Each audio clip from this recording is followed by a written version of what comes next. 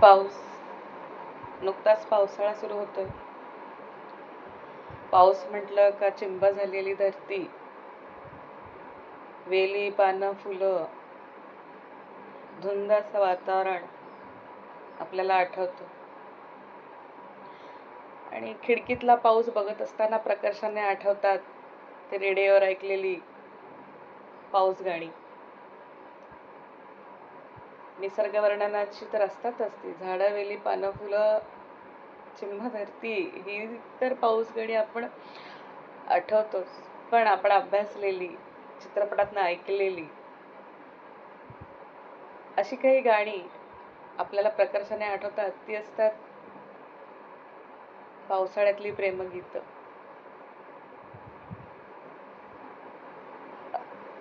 आणि पावसाळ्याच्या धुंद वातावरणामध्ये आपल्या कवींनी इतकी सुंदर सुंदर प्रेमगीतं लिहिली आहेत. प्रेयसीच्या आठवणीमध्ये लिहिलेली, कधी विरह वेदना मांडलेली, अशा अनेक प्रेमगीतं, कविता आपल्याला आठवतात. अशीच एक कविता सादर करते. पखवाज मेघ वाजवित होता. कवितेचं शीर्षक आहे पखवाज मेघ वाजवित होता. तुझ्या सौंदर्याचे लागले वेड जेव्हा, पखवाज मेघ वाजवित होता. अन बिजली नृत्य करीत होती. पर्जन्य धारा तेव्हाच तर गात होत्या, पर्जन्य धारा तेव्हाच तर गात होत्या. ना मेनका इंद्रपुरीची मज भासते परी तू. हास्य पुष्प गुंफता बकुळी समगंधाळतेस. लाजणे असे की कळुना कळते कुणास. तू बरसतेस हलकेच अन मी श्रावण होत जातो. तू बरसतेस हलकेस अन मी श्रावण होत जातो. भेटीच्या वाटेवरली वेचतेस रान फुलं सुलेख.